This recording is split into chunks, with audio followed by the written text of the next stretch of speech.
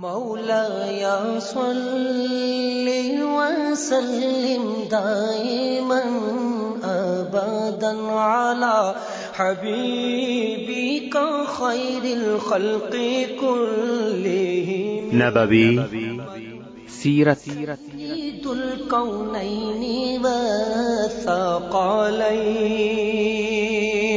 محمد په دې خبرونه کې به تاسو ته د رسول الله صلی الله علیه وسلم د ژوند حالات په تفصیل سره وړاندې شي.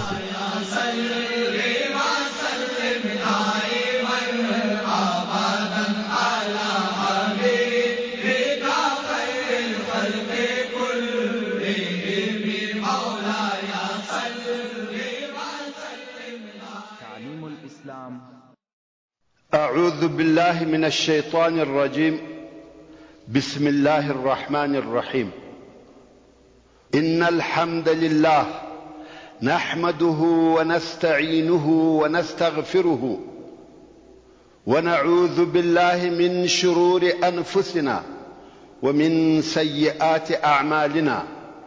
من يهده الله فلا مضل له ومن يضلل فلن تجد له وليا مرشدا. اللهم أرنا الحق حقا وارزقنا اتباعه وأرنا الباطل باطلا وارزقنا اجتنابه. أما بعد، موږ هغه پیښه او واقعه بیانول چې د کفارو بیرغ د شرحبیل ابن هاشم العبدري زوی پورته کړ. دا هم قزمان ووژي. دغه 10 نفر چې ټوله د بني عبدالدار څخه وه او بیرغ یې پورته کاوه اول تر اخره ووژل سوه. اوس په بني عبدالدار کې داسې څوک نسو پاته چې بیرغ پورته کړي. نو د دوی د کورنۍ یو حبشي مریی چې نوم یې ثواب و را د مخه سو او بیرغ یې پورته کړي. او دې مریی داسې ثبات او شجاعت ښکاره کړي چې تر خپلو بادارانو هغه چې د مخه ووژل سوه ډېر لوړ سو. تر هغو یې بیرغ لوړ نیولی و او جنگ یې کاوه چې دواړه لاسونه یې پرې سوه. د لاسو تر پرې کېدو وروسته پر بیرغ پرېوتی. بیرغ یې په غاړه او ځګر نیولی و. نه یې غوښته چې بیرغ کښته سي تر څو چې ووژل سو. پس له دغه څخه چې دغه مریی ووژل سو د کفارو بیرغ پر مځکه ولوېدی او داسې څوک نه و پاته چې بیرغ پورته کړي. نو د کفارو بیرغ لوېدلی پاته سو. دغه د کفارو د بیرغ د جنگ په وخت کې د کفارو مشرانو سره وویل که جنگ پر دغه قسم روان وي زموږ شکست حتمی دی.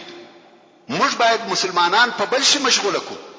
فیصله یې پر دې وسوه ویل څرنګه چې دوی زموږ پر بیرغ حمله کوي موږ به هم د دوی پر بیرغ حمله شروع کو. نو یې یو ډله جوړ کړه او پر مصعب ابن عمیر رضی الله تعالی عنہ چې د مسلمانانو بیرغ ورسره دی حمله شروع کړه. نو په میدان کې دوه مهم جنگونه شروع دي چې یو جنگ د کفارو د بیرغ پر شاوخوا دی او بل جنگ د مسلمانانو د بیرغ پر شاوخوا دی.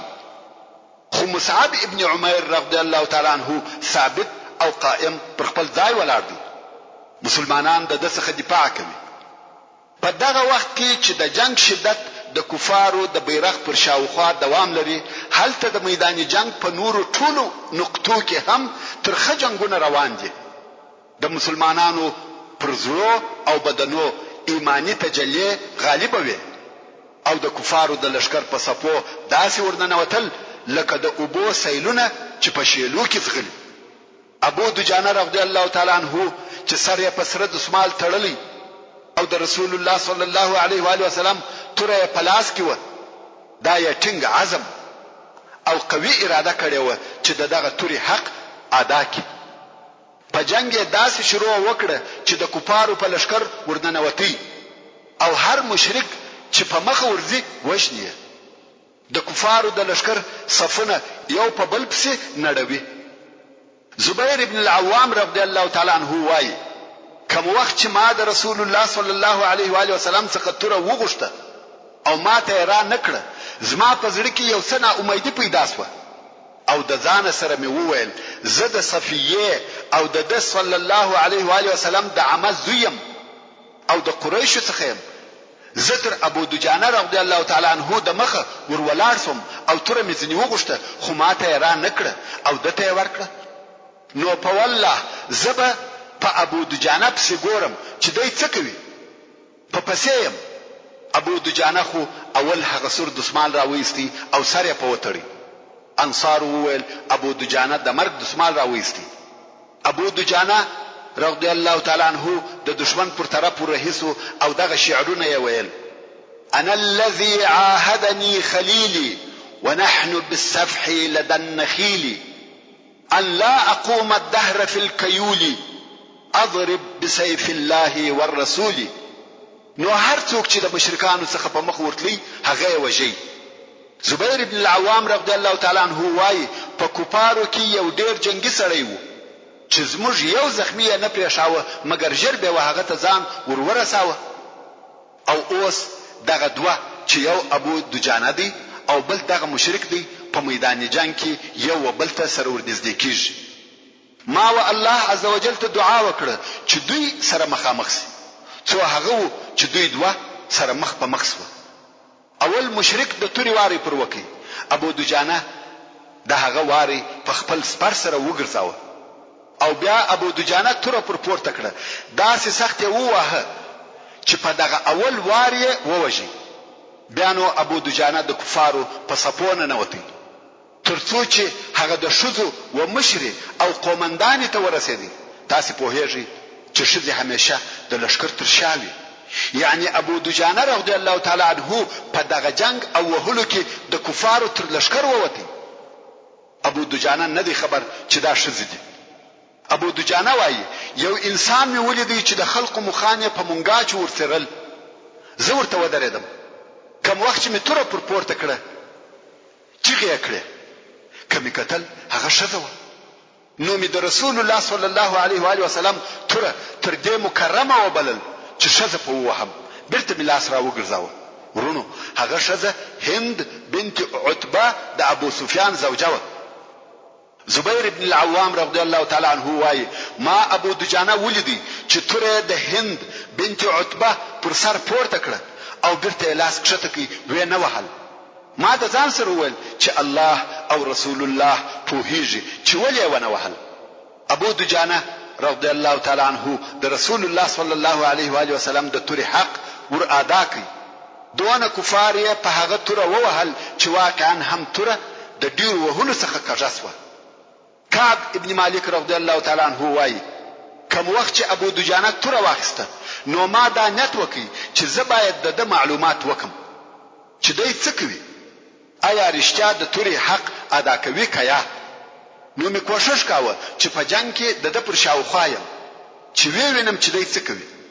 او ابو دجانه هم په اوسپنه پټ او پوښلی و، یعنی خول او زغره اغوستي و، مخ یې نه معلومه دي. نو کعب ابن مالک وایي ابو دجانه په دغه جنگ کې د یو کافر سره په وهلو اخته و. د جنگ په مابین کې کافر په دې پوسو چې وژني. نو کافر چې پر آس پور وو ځنی وتښتدي. الا یکړه ځکه مرګ په سترګو ولیدي. ابو دجانه تر شا په پسې دی تر یې پورته کړه، کافر یې پر سر ووهه.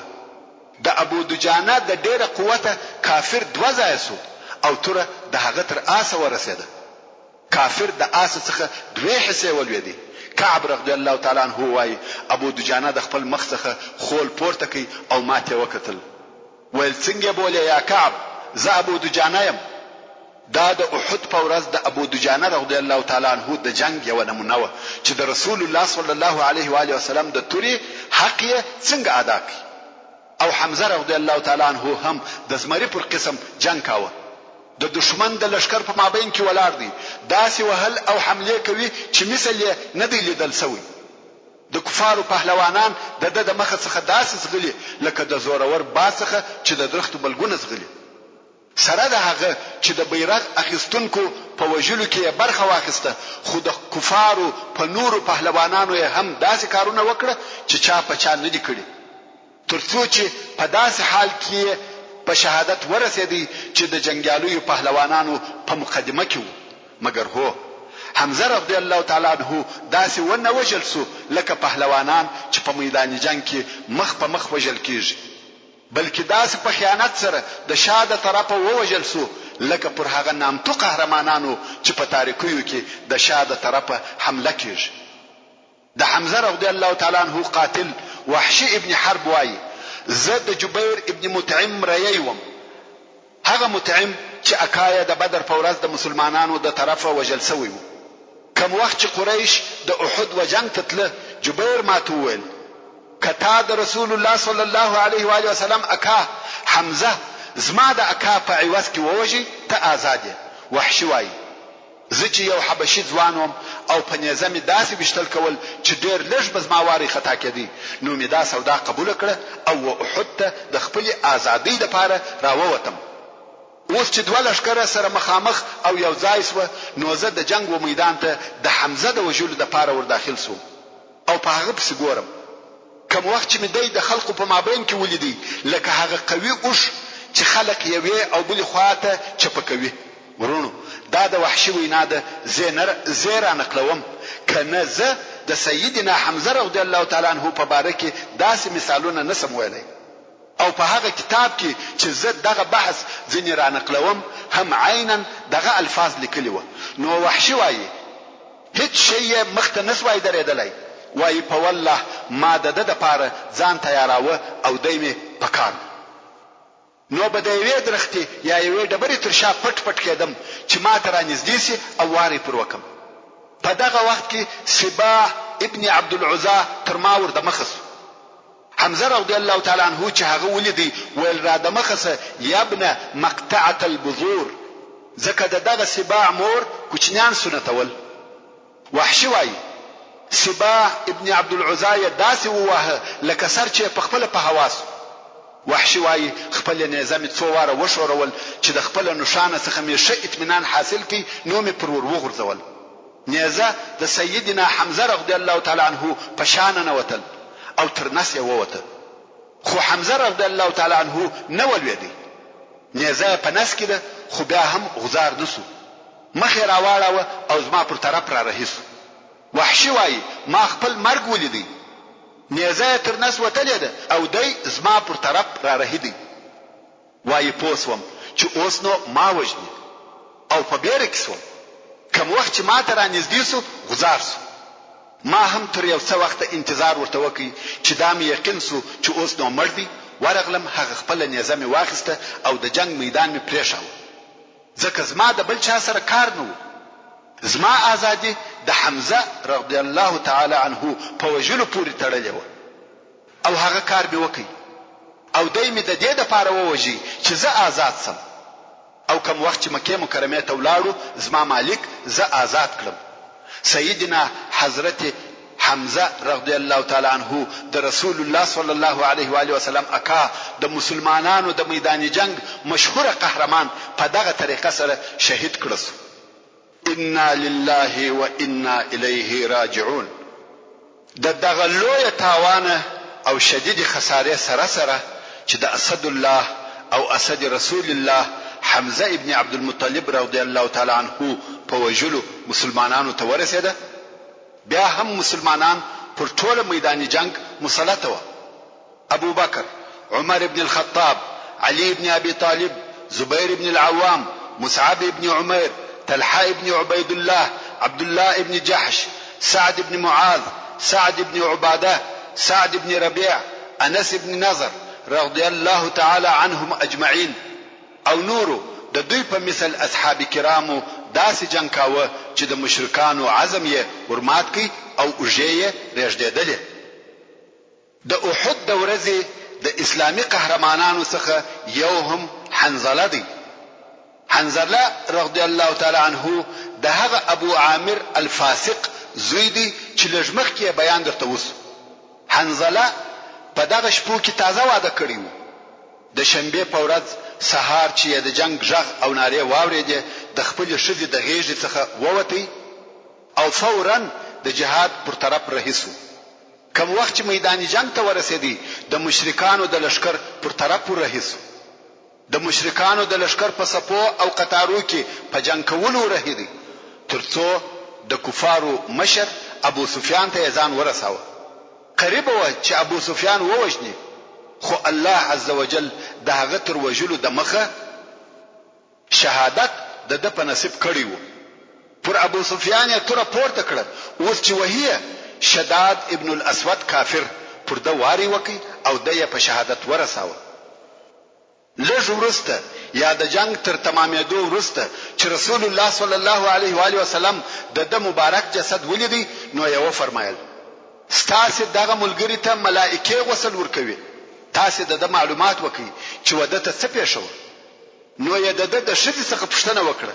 هغه ویل د په دغه شپه کې یو ځای کېدک وکړه او د جهاد ژغ چې واوریدي بیل غسل کول ور ووتی. او په دغه وخت کې چې رسول الله صلی الله علیه و آله وسلم ودته قتل مخ یې ځنی واړاوه. صحابه کرام پوښتنه وکړه چې یا رسول الله ولې دې مخ ځنی واړاوه؟ رسول الله صلی الله علیه و آله وسلم و فرمایل د سره دوه زوجې د حور العين ورسره دي. سبحان الله.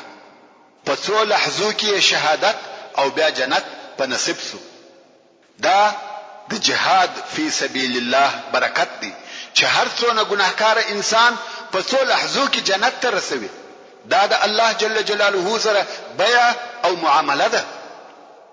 هغه د غشو وشتونکو ډله چې رسول الله صلی الله علیه و آله وسلم پر هغه کوچنی غره کښنولې و، هغه د جنگ په اداره او د مسلمانانو د لشکر په ګټه کې ډېره فعاله او مثبته حصه درلوده.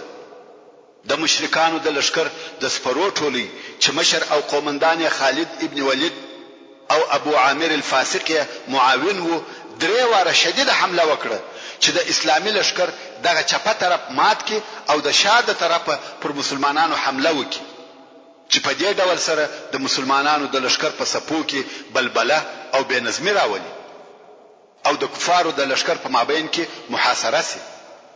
مګر د هغه غشو وشتونکو د غشو په وشتلو په واسطه د دوی دغه درې حمله ناکام شوه او دوی به مجبور شوه چې پر شا ولاړ شي چې دا د غشو وشتونکو هغه اساسي وظیفه و. د جنگ ژرنده پر دغه قسم ګرځیده چې دغه کوچنی اسلامي لشکر د جنگ پر ټوله میدان مسلط و، ترڅو چې د مشرکانو د جنگي پهلوانانو عزم او همت مات شو. د کامیابی امیدونه وشکېده. د مشرکانو صفونه د مخ او شا د چپه او راسته طرفو څخه سره پاشل کېده. داسې معلومه لکه 3000 مشرکان چې د 10000 مسلمانانو سره جنگيږي، نه د 200 سره. او مسلمانان ډېر شجاع او د کامیابی د یقین سره ښکارا کېده. پس له هغه څخه چې مشرکانو خپل اخرنی کوششونه د مسلمانانو د هجوم او حملو د بندولو لپاره وکړه، بیا یې هم د عجز او ناامیدۍ احساس کاوه. همت یې تر داسې اندازې کښته او مات شو چې یو د جرأت او دلاوري نسوای کولای چې هغه خپل لویدلې بیرغ ته دی ورنږدې شي، کم چې د ثواب تر وجلو ورسته ولويدي. هیڅ نسوای کولای چې دغه لویدلې بیرغ پورته کړي. نو کفارو د میدان جنگ څخه پر شاتل شروع کړ او ځینو یې وتیښتې ته مخ ونیوي. د کفارو هغه خپل ټوله خبرې چې د ځانو سره به کولې هېرې شوې چې ویل د خپل وجل سو کسانو انتقام او بدله به اخلو، خپل نوم او نشان به بیرته لاسته راوړو. ابن اسحاق رحمه الله وایي الله عزوجل خپل نصرت پر مسلمانانو نازل کړي او هغه خپل وعده ورسره رښتا کړه. مسلمانانو کفار وزغلول تر داسې اندازې چې د تورو په زور یې هغه خپل د اړولو ترځای چې معسكر یا قرارګاه ورته ویل کېږي تیر کړ. د کفارو په شکست او ماته کې هیڅ شک او تردید نه پاتې. عبد الله ابن زبیر رضی الله تعالی عنہ د خپل پلار څخه روایت کوي چې وایي په والله ما هند بنت عتبه او د دې نوري ملګری ولیدې چې تشدیدلې او د خپل سامانو څخه هیڅ شی نه ورسره اخیستی. او په هغه حدیث شریف کې چې امام بخاری د براء ابن عازب رضی الله تعالی عنہ څخه را نقلوي وایي کوم وخت چې موږ د کفارو د لشکر سره مخامخ شو، پس له لږ وخت څخه دوی په تېښته شروع وکړه تر داسې اندازې چې ما په خپل سترګو د کفارو ښځې ولیدلې چې د تېښتې په حال کې به پښې د خیمو په تناو کې بندې شوې او دوی بلمونی پورته کړې هغه د پښو پایزیبونه به ښکارا سو په دغه حال کې مسلمانان توري پلاس په پسیدي او ځینې غنیمتونه ټولوي په دغه وخت کې چې اسلامي کوچنی لشکر د بل وار د پاره بیا د مکې مکرمه پر مشرکانو ښکارا او واضحه داسې برای لاس ته راوړي چې د بدر تر بری او نصرت په کم نو د غش وشتونکو د ډلې ډیرو نفرو داسې رسوا کوونکې غلطي وکړه چې د میدان جنگ وضع یې پر بل مخ واړول او مسلمانانو ته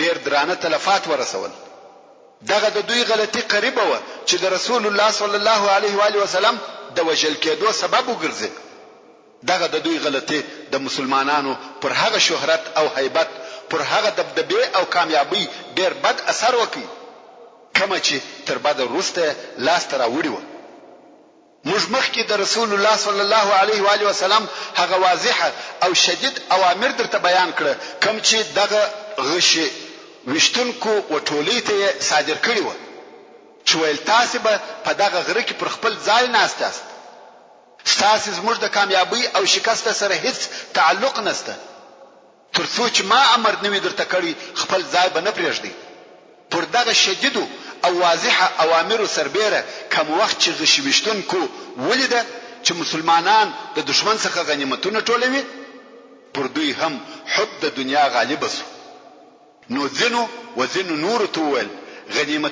غنیمتونه وڅه ګوري ستاسو ملګری کامیاب شو د دوی مشر او قومندان عبد الله ابن جبیر رضی الله تعالی عنہ د رسول الله صلی الله علیه و آله وسلم اوامر ورپه یاد کړ اول آیا هغه مو هرڅ و چې رسول الله صلی الله علیه و آله وسلم درته ویلی و مګر ډیرو کسانو ودغه یاد اوري او امر ته غوږ ونه نیوي اول یا والله موږ ورځو چې په غنیمتو کې حصہ واخلو بیا نو څلويشت نفرو دغه غشي وشتونکو څخه خپل ځای پریښاوه او د مسلمانانو د لشکر سره یو ځای شو چې د غنیمتو په ټولولو کې حصہ واخلي په دغه ډول سره د مسلمانانو د لشکر شاه بیل ساتونکو پاتې شو هلته پر غره باندې فقط عبد الله ابن جبیر رضی الله تعالی عنہ او نه نفر نور د ملګری پاتې شو دوی دا عزم او اراده وکړه چې موږ به دا ځای تر هغو پورې پرې نږدو چې رسول الله صلی الله علیه و آله وسلم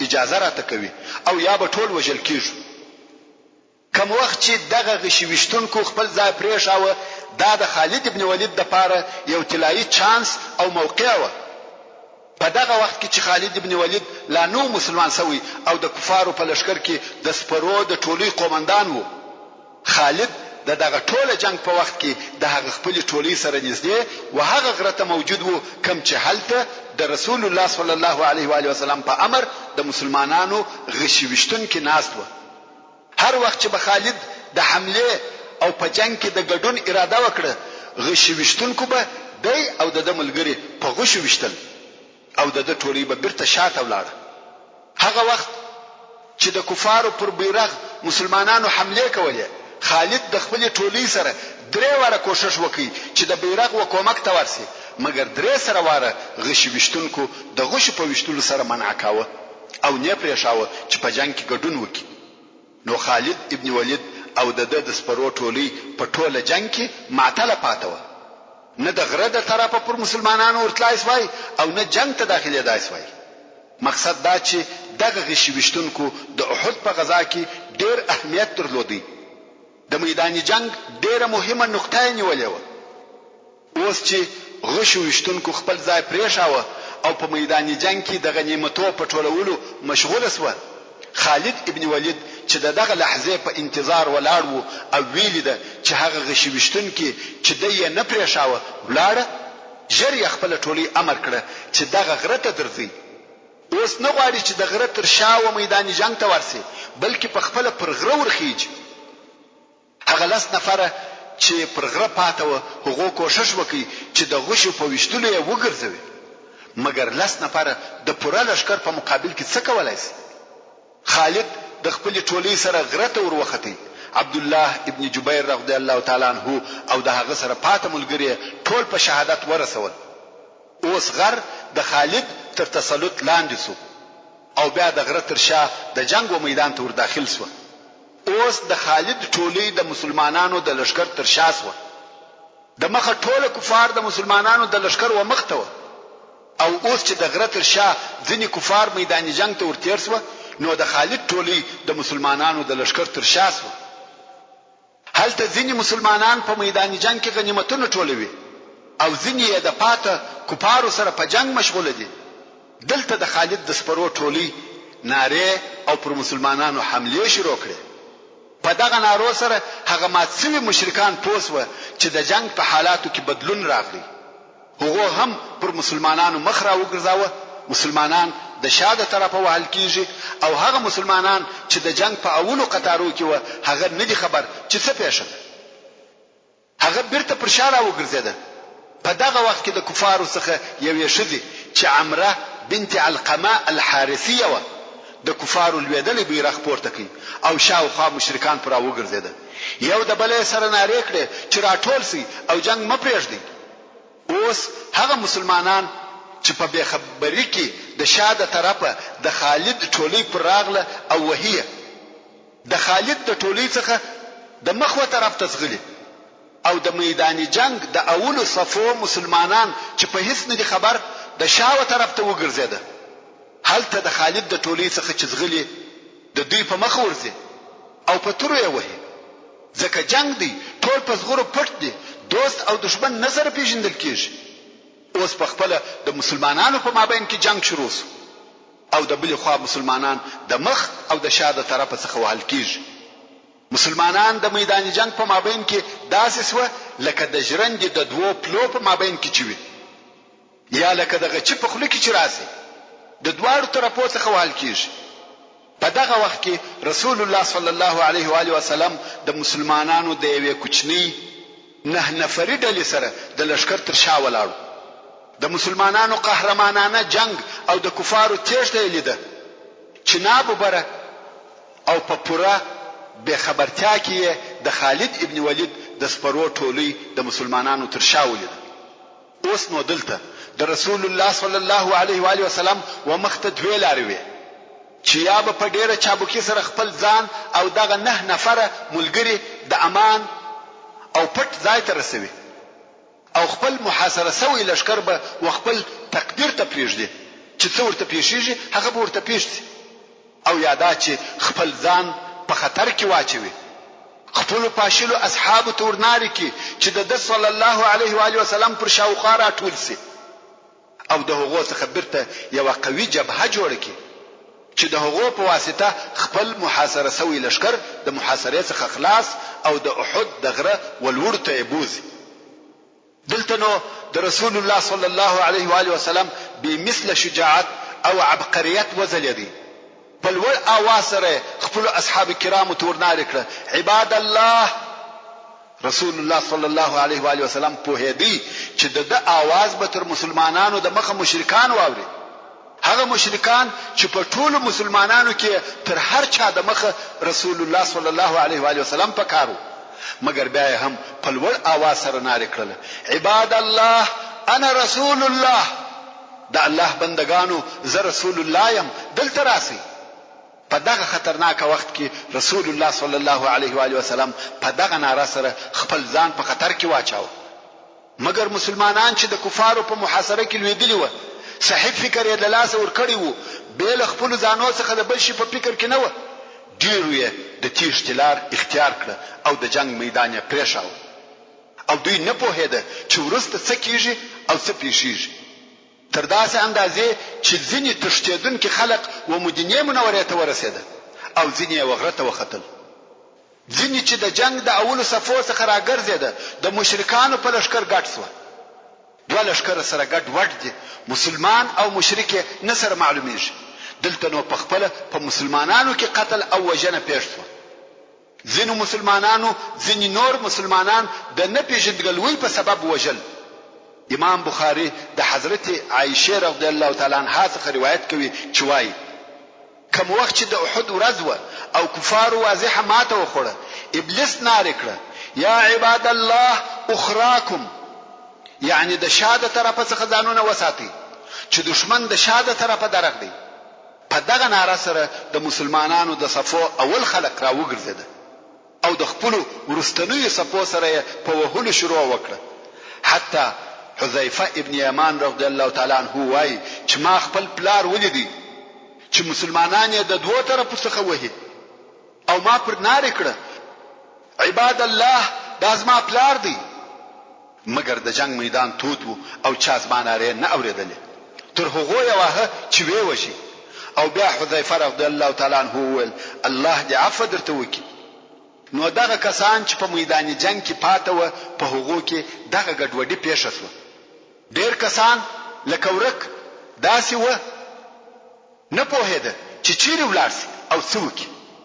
دوی په دغه سرګردانه حال کې و چې هلته یو ناره کوونکی په لوړ اواز سره ناره کړه چې محمد ووژل شو. دغه خبر په اوریدلو سره مسلمانانو نور هم حواس بایلول. قریب و چې د ډیرو افرادو معنوي روحیات مرسي. ډیرو کسانو اسلحه وغورځول او جنگ کول یې پرېښول. ځینې بیا په دې فکر کې سو چې د عبد الله ابن ابي رئیس المنافقین سره ارتباط ونیسي چې د ابو سفیان څخه د دوی لپاره امان وغواړي. مصعب ابن عمیر رضی الله تعالی عنہ چې د شیطان دغه ناره واورېده چې محمد ووژل شو نو یې وویل وما محمد الا رسول قد خلت من قبله الرسل افإن مات او قتل انقلبتم على اعقابكم ومن ينقلب على عقبيه فلن يضر الله شيئا وسيجزي الله الشاكرين. یعنی نبی محمد مگر د الله جل جلاله یو رسول دی. په تحقیق سره تر د مخه ډیر رسولان تیر شوي دي. آیا که محمد صلی الله علیه و آله وسلم مرسي یا شهید کړسي نو تاسو برته پر شا خپل کوپر تور ګرځي؟ یعنی دا نه ده صحیح. ځکه هر بشر آخر د دنیا څخه تلونکی دی او هر څوک چې برته وهغه خپل کوپر ته وګرځي نو الله جل جلاله ته هیڅ تاوان نه رسوي او ډیر ژر به الله جل جلاله و شکر کوونکو ته د خیر جزا ورکړي. د شیطان د ناره په اوریدلو سره دغه جملې د مصعب ابن عمیر رضی الله تعالی عنہ د خلیه څخه راووته. د مخه تر دې چې دغه آیات په قران مجید کې نازل سي الله جل جلاله دغه آیات د رضی الله تعالی عنہ پر ژبه جاری کړي او بیا په ورسته کې جبرئیل علیه السلام دغه آیات شریف د الله جل جلاله د طرفه ورسول الله صلی الله علیه و آله وسلم تراوړي چې دا د سوره آل عمران 143 نمبر آیات دی. انس ابن نضر رضی الله تعالی عنہ پر هغه ډله ورغلی چې حواس یې بایللي او په فکر کې ناست دي. انس ابن نضر هغه څوک دی چې د بدر و غزات نو حاضر شوی او بیا یې قسم یاد کړي کبلوار د رسول الله صلی الله علیه و آله وسلم او قریش په مابین کې جنگ پیښ شو زبو الله جل جلاله ته هغه کارونه وشکاره کم چې زه کوم. نو رښتیا هم انس رضی الله تعالی عنہ دلته خپل شجاعت او مړانه ښکارا کړ. انس ابن نضر رضی الله تعالی عنہ چې پر هغه ډله ورغلی چې حواس یې بایللي و او په فکر کې ناست دي ویل د چی انتظار کوي چې ناست یاست؟ دوی ویل رسول الله صلی الله علیه و آله وسلم ووجل سو. دویل کرشتیا هم رسول الله صلی الله علیه و آله وسلم وجل سوی وی نو تاسو تر دو ورسته ژوند څه کوي؟ ولارسي او ځانونه پر هغه لار ووجني چې رسول الله صلی الله علیه و آله وسلم پر ووجل سو. او بیا انس ابن نضر رضی الله تعالی عنہ وویل الهی زه د هغه څه عذر درته کوم کوم چې مسلمانانو وکړه او الهی زه د هغه څه بری او بیزار يم کوم چې مشرکانو وکړه. یعنی نه د مسلمانانو په دغه تیشته او حواس بایلولو خوشم او نه د مشرکانو دغه عمل خوشوم. او بیا رهیسو سعد ابن معاذ رضی الله تعالی عنہ په مخ ورغلی او ورته ویل چیرې یا ابا عمر. انس ابن نضر رضی الله تعالی عنہ ویل والله یا سعد د احد څخه د جنت بوی را باندې لګیږي او لاړی تر هغه د کفارو سره جنگ کاوه تر څو چې شهید کړسو. پس له جنگ څخه د جسد چا نه پیژندې چې دا څوک دی ځکه د پر بدن درو اتیا زخمه و چې ځینې د تورو ځینې د نیزو او ځینې د غشو. نو د بدن هیڅ ونه پیژندې بیل د خور څخه چې هغه هم د پر یو غوته و پیژندې چې په خاله پرې سوي و. سعد ابن معاذ رضی الله تعالی عنه ورسول الله صلی الله علیه و آله وسلم ته ویل والله یا رسول الله زما په وسنه پوره چې داسې کار وکم لکه انس ابن نضر چې وکي. ورونو څوک داسې جهاد کولای شي؟ څوک د دشمن سره دونه مخامخ کېدلای شي؟ څوک دونه تحمل او مقاومت کولای شي چې درو اتیا زخمه دي زخمی شي او د جنگ کوي؟ یو سړی یو ځای زخمی کیږي او د جنگ د میدان څخه وځي. دو زخمه خو څوک په تکلیف زغملای شي، مګر درو اتیا زخمه او بیا دې هم جنگ کوي. سعد رضی الله تعالی عنہ وايي موږ یې بدن دسکی په ټوله بدن کې د ویل وشت ځای نو پاته چې زخم دې نه وي خړلې، یعنی ټول جوړ ځایونه چې سره یو ځای کې یو ول وشت نه کېده. د الله عزوجل په لار کې ټوله بدن خړن سوی. ثابت ابن دحداح الانصاري وخپل قوم ته ورنار کړ یا معشر الانصار که محمد صلی الله علیه و آله وسلم وجل سوی وی الله جل جلاله حیدی نمری پر خپل دین باندې وجنګیږي، الله ستاسو ناصر او کامیاب کوونکی دی. د انصار څخه یو څو نفر د ملګری سو او د خالد د سپرو پر ټولي حمله وکړه ترڅو چې خالد په نیزه ووجي او د نور ملګری هم شهیدان سو. د مهاجرینو څخه یو نفر په میدان جنگ کې پر یو انصاری ورغلی چې په خپل وینو کې سره اوښتي. مهاجر ورته ویل ای فلانه آیا ته خبر سوې چې محمد ووجل سو؟ یعنی تا دا خبر واورېدی؟ مهاجر ځان ته معلومات کوي چې خبر رښتیا دی که دروغ. نو ویل ته خبر سوې چې محمد صلی الله علیه و آله وسلم ووجل سو؟ انصاری ویل که محمد وجل سوی وی هغه خپل رسالت ورساوه، اوس تاسو پر خپل دین وجنګیږئ. په دغه قسم قربانیو او شجاعت سره د مسلمانانو د جنگیالیو معنویات او احساسات بیرته راژوندي سو و دوی ته د دوی عقلونه او تدبیر بیرته راوګرځیده. نو یې هغه د تسلیمېدو او یادا چې د عبد الله ابن ابي سره د خلاصون د پاره رابطه ونیسي افکار د دماغه وېسته، خپل اسلحه واخیسته او د مشرکانو پر لشکرو یې حمله شروع کړه. کوشش کوي چې د قیادت مرکز ته ځانونه ورسوي. په عین وخت کې دا معلومات هم ورته وسوه چې هغه د رسول الله صلی الله علیه و آله وسلم د وجل کېدو خبر هم یو جوړ شوی درواغ و. دې معلوماتو د دوی قوت او همت نور هم ورزیات کړي. نو خود پس له ترخه جنگ او ټینګ مقاومت څخه د هغه محاصره څخه خلاص و او په قرار د خپل مرکز پر شاوخوا سره جمع کېده. هلته د صحابه کرامو په جمله کې یو بل درېمه ډله هم و چې د هغو د پاره بل هیڅ شی دونه مهم نه و بیل د رسول الله صلی الله علیه و آله وسلم د ساتنې څخه، چې دغه ډلې د محاصره په ماتېدلو او رسول الله صلی الله علیه و آله وسلم ته د ځان پر رسولو کې هجوم او حمله شروع کړې، چې دغه ډلې په مقدمه کې حضرت ابوبکر صدیق رضی الله تعالی عنه، حضرت عمر فاروق، حضرت علی ابن ابي طالب رضی الله تعالی عنهم و که څه هم دوی د جنگ په اولو صفو کې و، خو کوم وخت چې د رسول الله صلی الله علیه و آله وسلم پر مبارک ذات خطر حس کی نو اوس د صلی الله علیه و آله وسلم څخه د دفاع کوونکو په مقدمه کې ودرېده.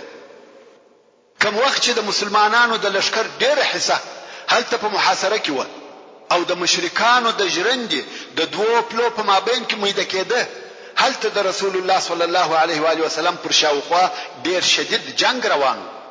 موږ مخکې درته ویل کوم وخت چې مشرکانو د محاصره عملیه شروع کړه د رسول الله صلی الله علیه و آله وسلم سره بیل نو نفرو بل هیڅوک نه و، او کوم وخت چې رسول الله صلی الله علیه و آله وسلم و مسلمانانو تورنار کړه الی عباد الله انا رسول الله، مشرکانو هم د صلی الله علیه و آله وسلم आवाज واورېدی او وی پیژندی.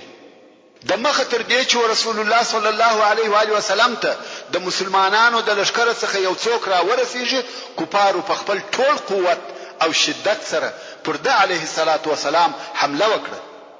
نو د مشرکانو او دغه نو نفرو اصحاب کرامو په مابین کې داسې شدید جنگ شروع شو چې په هغه کې د محبت او قرباني، شجاعت او فداکاری نادره او به مثله نمونه ښکارا شوه. امام مسلم د انس ابن مالک رضی الله تعالی عنہ څخه روایت کوي چې رسول الله صلی الله علیه و آله وسلم د احد په ورځ د 9 نفر سره یوازې پاتې وو چې 9 نفر انصار و او 2 نفر مهاجرین چې دغه مهاجرین طلحه ابن عبید الله او سعد ابن ابي وقاص و.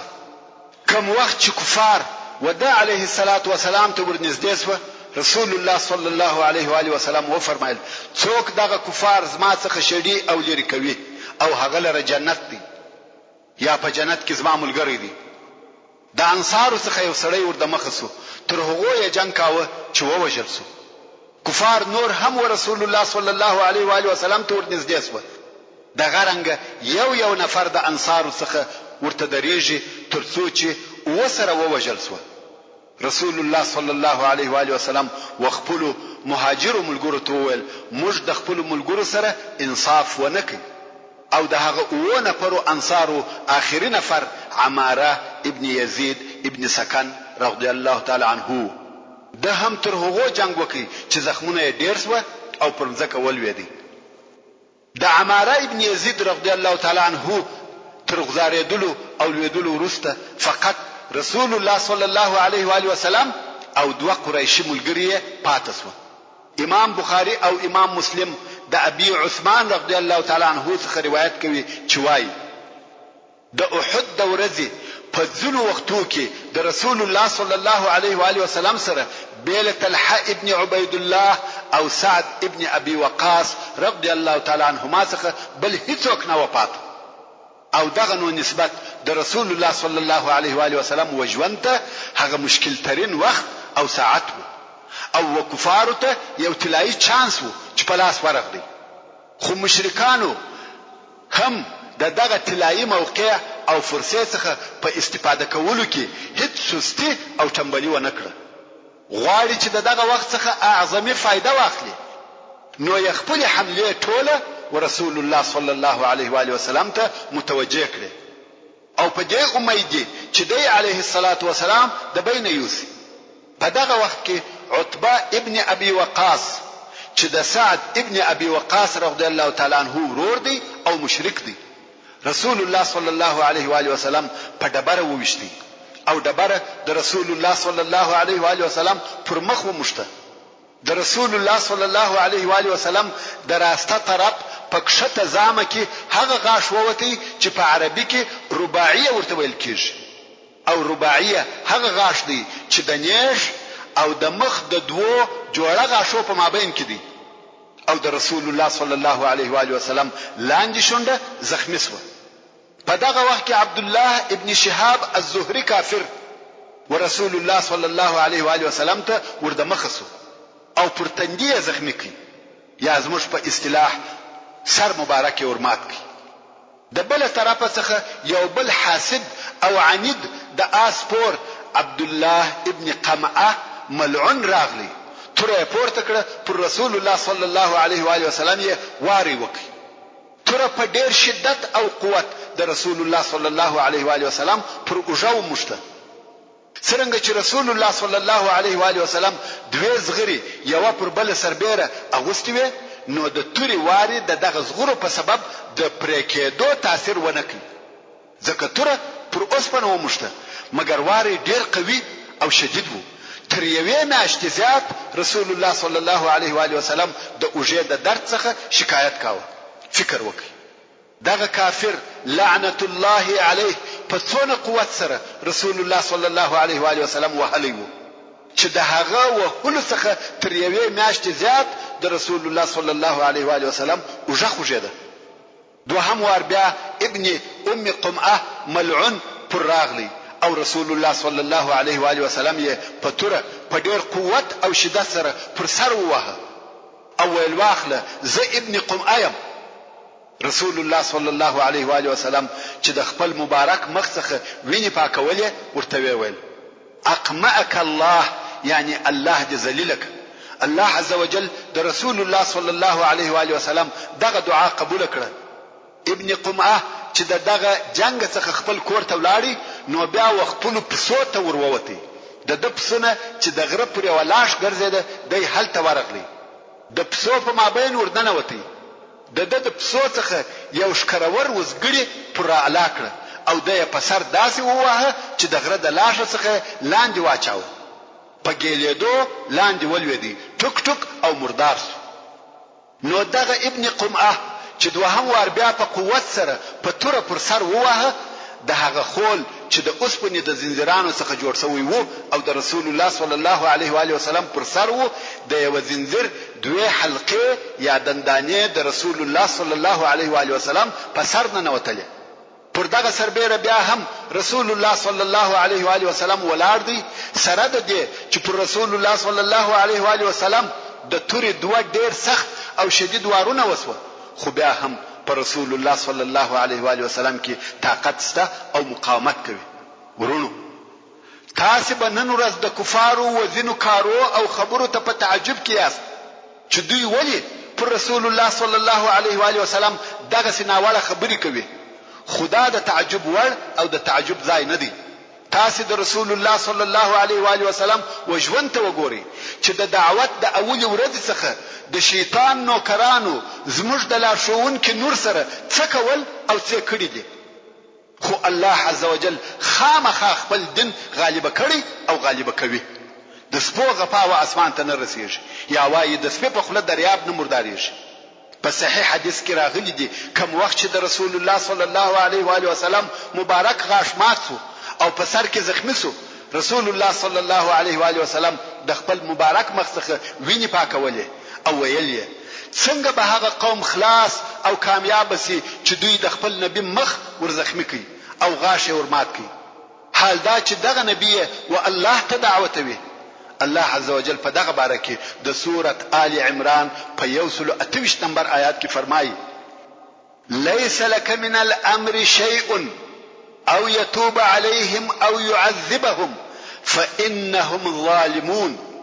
الله عزوجل په دغه دردون کې حالت کې خپل رسول صلی الله علیه و آله وسلم ته فرمایي: تعالی په امور کې هیڅ اختیار نشته، بلکې الله جل جلاله د هر شي اختیاردار دی.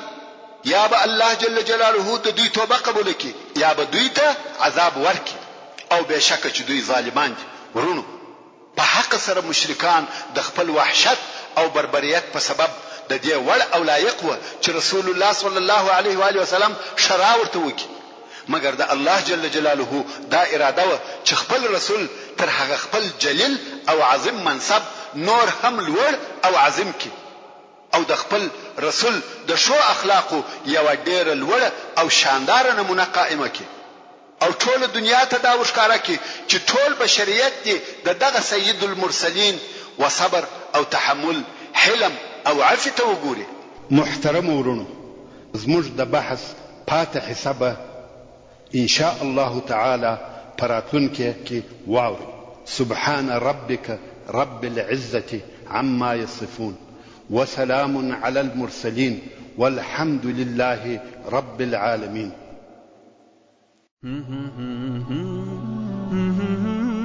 تعلیم الاسلام رادیو ستاسو د ذهنونو روښانه کوونکی.